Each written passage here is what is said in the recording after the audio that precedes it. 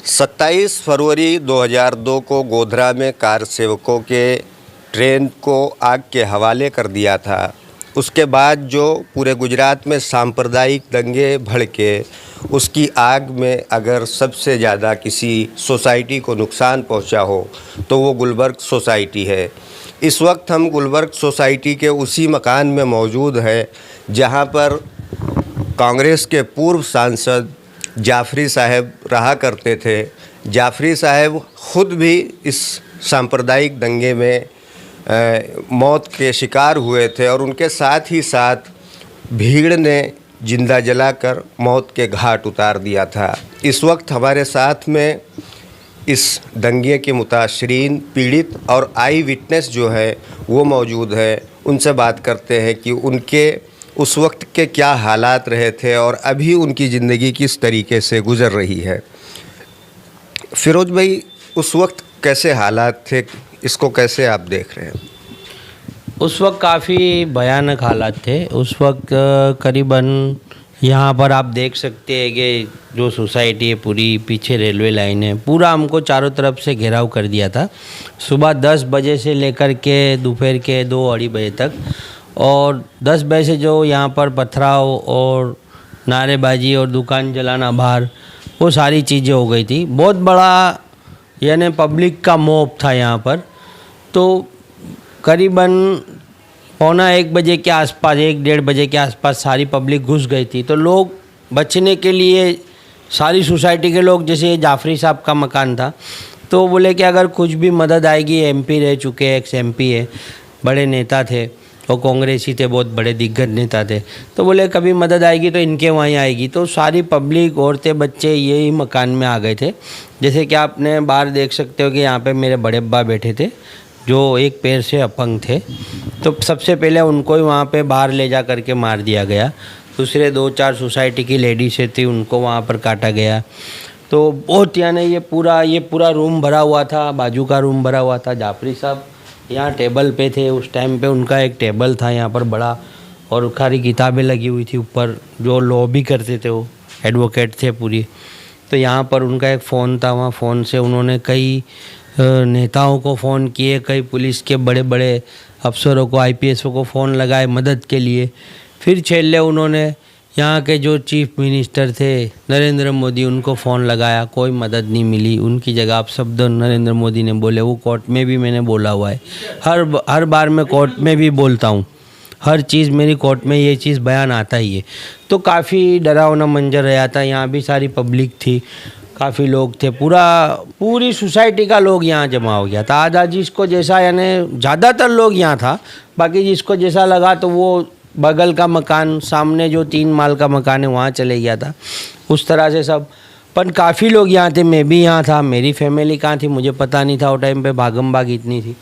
तो फिर छेल्ले यहाँ पर जाफरी साहब, उनका किचन था, तो सामने आप देख सकते हो बाहर की साइड में सारे ही दंगाई वहाँ खड़े हो गए थे और वहाँ से चिल्ला रहे थे। तो जाफरी साहब ने यहाँ पर बाहर निकल के, दरवाज़ा था, जाली थी लोखंड की, वहाँ पे जाफरी साहब ने बोले कि भाई तुमको मुझको मारने से संतोष मिलता है तो मैं बाहर आता हूँ। तो वो जाली खोल के बाहर निकले। हमने मना किया कि अंकल आप मत जाओ यहाँ से, आपको मार डालेंगे। सारे दंगाई यहाँ पर खड़े हुए थे, नीचे ऊपर खड़े हुए थे, पूरा यानी भरा हुआ था पूरी सोसाइटी।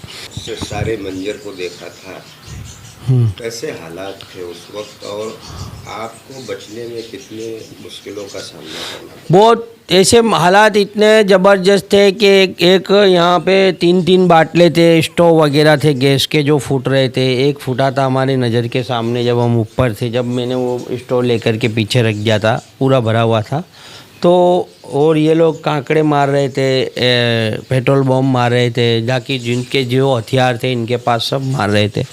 बहुत यानी बता नहीं सकता ऐसा डरावना मंजर। जब भी हम लोग यहाँ आते या यहाँ का सोचते, जैसे कि आज मैं काफ़ी लेट हो गया यहाँ आने में, क्योंकि वो हालात वो दिमाग में 2-4 दिन पहले से, जो 28 फरवरी आती है तो ऐसे तो काफ़ी टाइम से हमारे दिमाग में हर चीज़ें रहती है, पर जो हालात जो होते पैदा हो जाते। तो अभी 28 तारीख का हिसाब से कि भाई यहाँ पे प्रोग्राम हम हर साल रखते हैं कुरान खानी का, तो वो हिसाब से हमारा माइंड वही वही दिन पे चला जाता है कि आज हम 28 फरवरी पे आज मैं यहाँ आया हूँ तो मुझे वही लग रहा है कि मैं आज यहाँ बचने के लिए यहाँ आया था इस तरह से हुआ था। तो बहुत डरावना मंजर था, बहुत काफ़ी यानी एक वो बोलते हैं ना कि जो नरसंहार था बहुत, यानी हैवान जो आदमी बन गया था वो दिन, हैवानियत से भी परे आदमी ने काम किया था। आपके परिवार के कितने लोग? मेरे परिवार के करीबन 10 लोग इसमें मारे गए और टोटल सोसाइटी के आजू बाजू की 40 के मिला करके 69 लोग मारे गए थे यहाँ पर, 69। उनकी यादें कैसे जुड़ी हुई? उनकी यादें तो मरने तक रहेगी, जहाँ तक मैं ज़िंदा रहूँगा। जैसे मेरी अम्मी थे, मेरी दादी थे, बड़े अब्बा थे। जैसे आज मेरा बाजू में मकान है तो आज बरसों से हम लोग यहाँ पे पले बड़े हुए। करीबन मेरा बचपन निकला है यहाँ पर। वो बाजू वाला हमारा मकान था, यहाँ पे जाफरी साहब का मकान था। जाफरी साहब और उनकी मिसिस थे, बाहर हम लोग बैठा करते थे। वो लोग जाफरी साहब बाहर बैठते थे, हम लोग मेरे बड़े अब्बा हम लोग बाहर आके बैठते थे।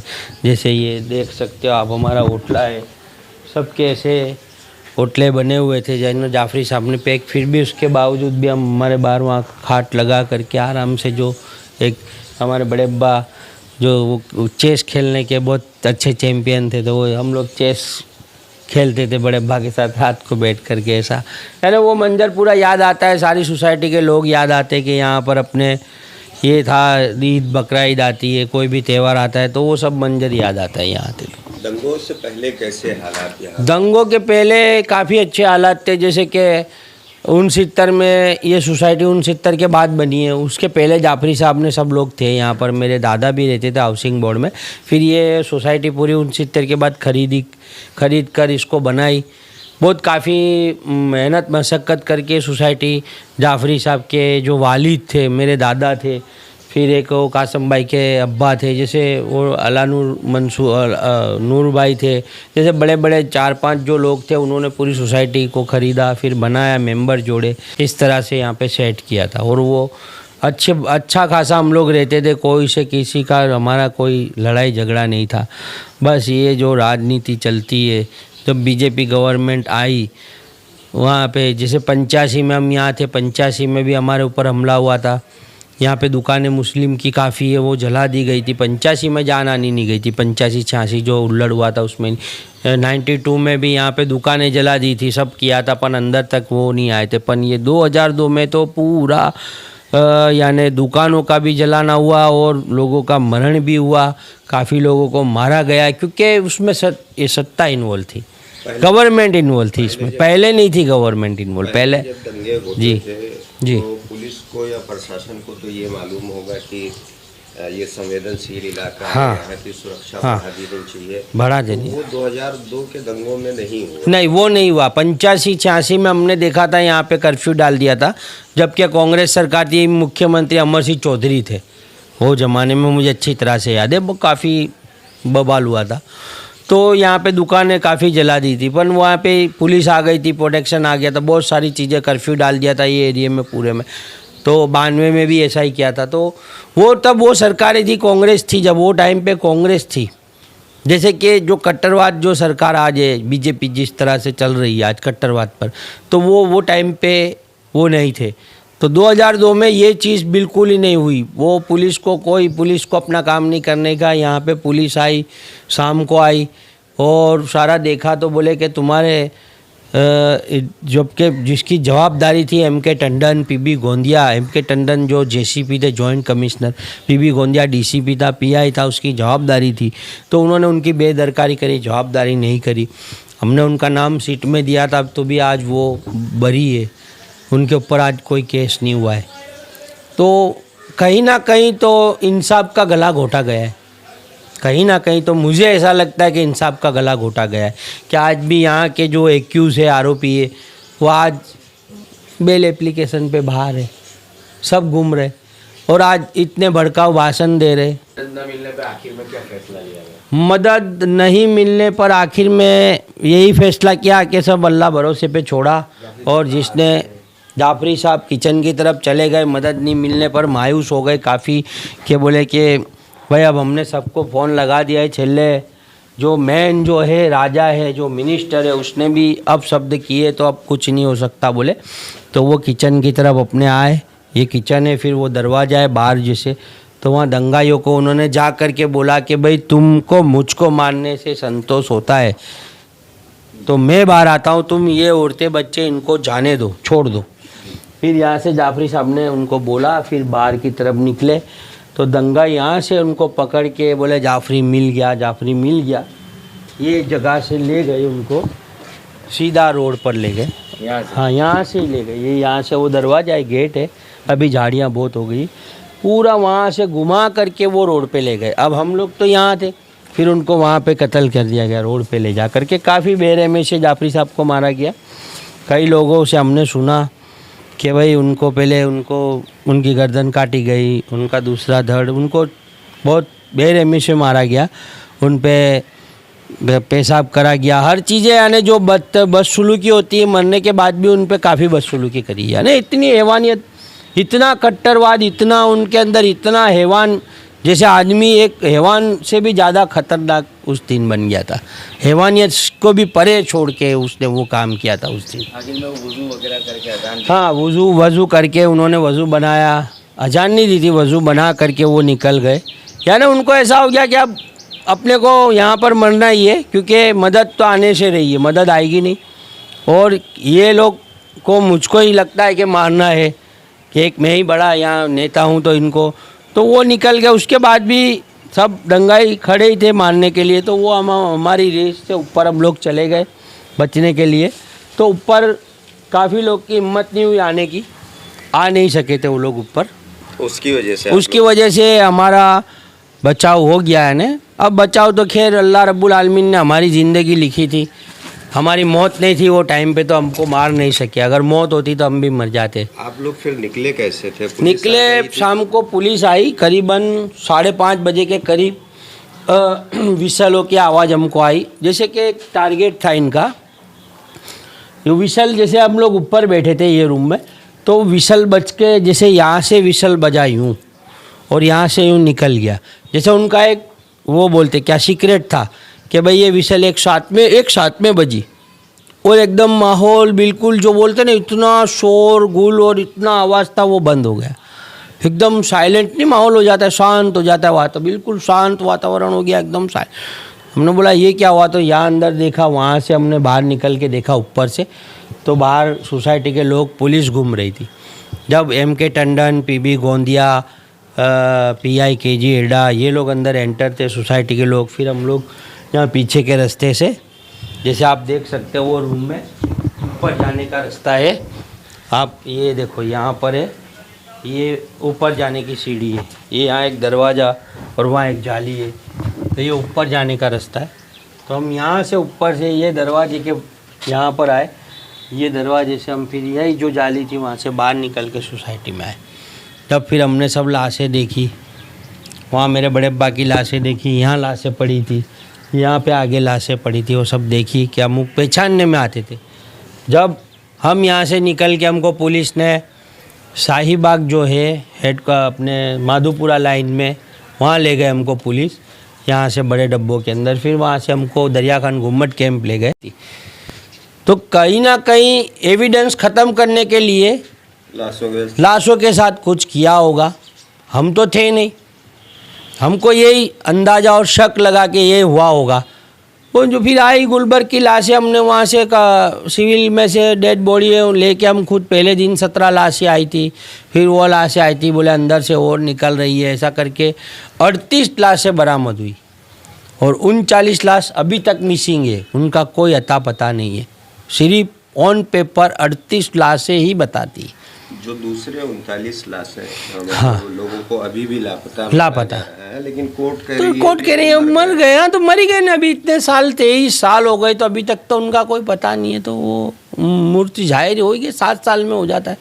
लोग तो यही बोलता है कि 7 साल तक अगर कोई आपका आता नहीं है आपके पास, और उसकी कोई मिलता नहीं है, ना पुलिस को ना कोई भी इधर भी नहीं मिलता है, तो उसको मरा हुआ ही जाहिर करते।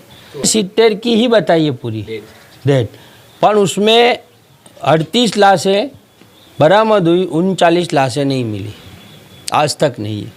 तो उनको मिसिंग थे, तो मिसिंग में उनको उस हिसाब से मुआवजा मिला मिसिंग लाशों का। तो अभी 5 कैसी लाख। जिंदगी है आप लोगों की? अभी तो क्या है कि मेरे 8-9 साल जो काफ़ी ये केस के अंदर रहे तो जो मेरा गोल्डन टाइम था, जो मेरी उम्र थी 24-25 साल की, जो मेरा कमाने का दौर था, उस वक़्त यहाँ पे वो हादसा हो गया। जिसका गोल्डन टाइम होता है वो हमारा गोल्डन टाइम पूरा हो गया। हम लोग को कोर्ट कचहरी के चक्कर में मेरे 8-10 साल जो ख़राब हो गए, तो मैं कुछ बन नहीं पाया। तो मेरी औलाद को आज मैं पढ़ा रहा हूँ कि कुछ उनके काबिल बने। मैं तो कुछ बन नहीं पाया, मैं ये केस में ही रहा 12 साल 10 साल, बहुत मेहनत करी और कुछ आगे नहीं बढ़ पाया मैं। आज हम लोग किराए के मकानों में रह रहे। आज यहाँ पर आप देख सकते हो हमारे बड़े बड़े मकान हैं, बहुत काफ़ी बड़े बंगले। आज ये अगर जुआपुरा या कहीं भी सिटी मुस्लिम इलाके में होंगे तो करीबन ये बंगले की कीमत होगी 2 करोड़ रुपया, अगर इस टाइप का बंगला लेने जाएंगे तो आज हम एक 2 रूम किचन के मकान में भाड़े से रह रहे, 23 साल से भाड़ा भर रहे। हम चाहते हैं कि ये सोसाइटी का कुछ निकाल हो जाके जो भाड़ा भर रहे 23 साल से जो भाड़ा भर रहे, तो आज अंदाज़ा लगा लो हमारे खुद के मकान होने के बावजूद भी हम किराए से रह रहे। तो हमारी तो हालात, जो दंगा हुआ था उसकी वो तो हालात जो थे वो तो बहुत ख़तरनाक थे। उसके जो बाद की जो लाइफ रही है वो बहुत टफ़ रही है, अभी तक टफ़ ही है लाइफ, बहुत टफ़ चल रही है अभी भी। मदद मिल जाती तो क्या है? मदद अगर मान लो कि अगर मदद मिल जाती तो जो 69 लोग जो आज कत्ल कर दिए गए थे यहाँ पर जिस तरह से, तो 69 जाने नहीं जाती, करीबन कम जाने जाती, 20-25 जाने जो चली जाती। अगर पुलिस अपने टाइम पर आ जाती या केंद्र सरकार का दबाव होता, उस टाइम पे कांग्रेस सरकार थी, अगर दबाव होता तो पुलिस आ जाती, पुलिस अपना काम करती। क्योंकि पुलिस ने बाद में अपना काम किया, पहले नहीं। पहले इतना पूरा कांड होने दिया। पूरा सुबह 10 बजे से यहाँ पर दंगा चालू था, दोपहर के 2:30-3 बजे तक कोई पुलिस नहीं, कुछ नहीं, मारकाट हो गई। शाम के 4:30-4:45 बजे के आसपास पुलिस यहाँ पर एंटर हुई। तो आप अंदाज़ा लगा सकते हो कि 10, 11, 12, 1, 2 और करीबन 70,000 के ऊपर पब्लिक यहाँ पे पूरा भरा हुआ था ये पूरा। तो कहाँ से इंसान बचता? यहाँ पे गिनती के लोग थे, उसमें आधी औरतें थी, आधे बच्चे थे, आधे बूढ़े थे। तो कहाँ से? हमारे पास ना कोई हथियार था, ना कुछ था। उसको कैसे आप याद करते हैं कि एक साथ खेलने वाले, एक साथ रहने वाले लोग जब दंगा हुआ तो वही लोग आप लोगों के जान के दुश्मन बन गए? हाँ, ये बहुत शर्मनाक बात है। जिस तरह से कि जो इनका जो 50 साल से, जो 60 साल से, जो 70 साल से जो आरएसएस की जो मुहिम थी, जो मेहनत थी, जहर घोलने वाली गोडसेवादियों की जो थी, कि जिन्होंने 60 साल से धीरे धीरे कर के इन्होंने जहर घोला। तो जो हमारे साथ यहाँ पे हमारे मिलने जुलने वाले, बैठने वाले लोग थे, जो हमारे साथ बचपन से बड़े हुए थे, वही लोग से तो दंगा करने में साथ में, तो हमको बहुत काफ़ी वो क्या बोलते उसको, झटका लगा कि ये इंसान हमारे साथ बैठता था, खाता था। तो आज ये एक तो इनको एक जगह भड़काया गया धर्म के नाम पे। तो इनको यही राजनीति करनी है, सिर्फ धर्म की राजनीति। आ जाओ, अगर इंसानियत पे वोट लेना चाहते हो, धर्म को बाजू में रख के वोट मांगो। इनको एक ठेंगा भी नहीं मिलेगा वोट का। धर्म के नाम पे ही मांगते वोट, लोगों को भड़का के भाषण करके। सरकार से, कोर्ट से क्या अपील कर? हम सरकार से या हम कोर्ट से यही अपील करना चाहते हैं कि कोर्ट जिस तरह से जो संविधान है, जिस तरह से न्यायपालिका है, जिस तरह से न्याय तंत्र है, जिस तरह से न्याय होता है, जो कि हर धर्मों के अंदर लिखा है कि सच्चाई और सत्य के लिए हर चीज़ होनी चाहिए। तो सत्य तो ये है कि जो गुनहगार है उनको सज़ा मिलनी चाहिए, जिन्होंने कांड किया है, जिन्होंने ये हत्याकांड किया, उनको कड़ी से कड़ी सज़ा होनी चाहिए। तो वो चीज़ होगी तो आने वाली नस्ल को उसका बहुत फ़ायदा होगा कि कभी दंगे नहीं होंगे। वापसी आप लोगों की मतलब यहाँ आने की तैयारी है क्या? कुछ लोग बीच में ऐसा बोल रहे थे कि हम लोग फिर से आ रहे हैं। वापसी आने का तो देखो एक बात है कि वापसी हम आ सकते, कोई हमारे को दिक्कत नहीं है, प्रॉब्लम नहीं है। यहाँ पे आप खर्चा देख सकते हो काफ़ी है। कोई संस्थाओं ने कुछ मदद नहीं की, ना सरकार ने मदद की है। कोई भी मुस्लिम संस्था हो के कोई भी हो, सरकार की कोई मदद नहीं है यहाँ पे। अगर आना भी चाहेंगे तो फिर सबसे पहले मसला होगा इसको रिनोवेशन कराने का। रिनोवेशन के बाद लाइट का मसला आएगा, लाइट के बाद गटर लाइन का भी मसला आ जाएगा कि गटर लाइनें बरसों से बंद है तो काफ़ी टाइम से। तो आने का चलो हम यहाँ अभी आ भी जाएंगे, आने के बाद हमारी सेफ्टी क्या, हमारी सेफ्टी का क्या, हमारी सुरक्षा का क्या। अभी फ़िलहाल हमारा प्रोटेक्शन हटा दिया, जबकि हाई कोर्ट में केस चालू है और हमारा प्रोटेक्शन हटा दिया। आज हम यहाँ पे हर साल हमारे पुलिस के गार्ड हमारे साथ में होता था हमारी सुरक्षा के लिए। मान लो अल्लाह नहीं करे कुछ भी आज के दिन कुछ भी इनका मंसूबा होए कि चलो इतने लोग भी आए, ये हुआ है, बोल रहे, तो कुछ भी मंसूबा करके आज भी हमला कर सकते, या हम यहाँ रहने आ जाएंगे तो हमला कर दे हमारे पर। हमारी जान का सुरक्षा का क्या। कितना खतरा महसूस करते हैं? खतरा तो आए दिन लगा ही रहता है कि मैंने 24 लोगों के नाम दिए, बड़े जितना एक बहुत ही पावरफुल जो प्रधानमंत्री उनका नाम दिया हुआ है इसमें, ये केस में IPSओ के नाम दिए हुए, तो मुझे तो खतरा लगा हुआ ही रहता है। मेरे पास आज कोई गार्ड नहीं है, कोई हथियार नहीं है, कोई चीज़ नहीं है। मेरे शव बचाव के लिए गार्ड था, वो भी हटा लिया, सबका हटा लिया। मेरे शव बचाव के लिए मेरे पास कुछ भी नहीं है आज। कितने आरोपी जमानत पर रिहा हो? सारे आरोपी जमानत पर रिहा है। 24 आरोपियों को सजा हुई थी, 24 से 24 आरोपी जमानत पर रिहा है।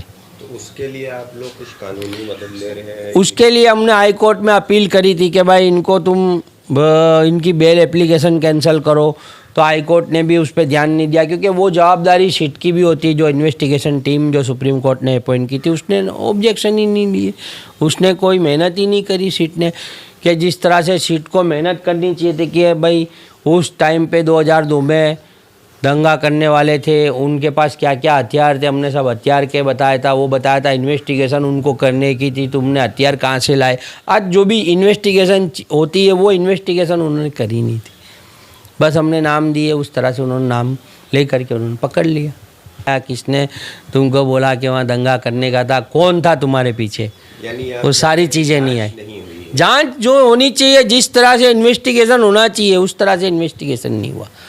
मुझे वो चीज़ से मुझे असंतोष है। सुप्रीम कोर्ट ने अपॉइंट की थी, उसने ऑब्जेक्शन ही नहीं लिए, उसने कोई मेहनत ही नहीं करी सीट ने, कि जिस तरह से सीट को मेहनत करनी चाहिए थी कि भाई उस टाइम पे 2002 में दंगा करने वाले थे, उनके पास क्या क्या हथियार थे, हमने सब हथियार के बताया था, वो बताया था इन्वेस्टिगेशन उनको करने की थी, तुमने हथियार कहाँ से लाए। आज जो भी इन्वेस्टिगेशन होती है वो इन्वेस्टिगेशन उन्होंने करी नहीं थी, बस हमने नाम दिए, उस तरह से उन्होंने नाम ले करके उन्होंने पकड़ लिया।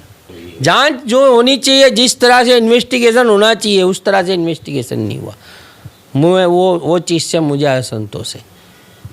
तो ये थे गुलबर्ग सोसाइटी के मुतासरीन, जिनका साफ तौर से कहना था कि जिस तरीके से इन्हें इंसाफ मिला है, कहीं ना कहीं उससे इन्हें मायूसी ही हाथ लगी है। किसी शायर ने क्या खूब कहा है, कातिल ही मुहाफिज है, कातिल ही सिपाही, शीशे की अदालत में पत्थर की गवाही।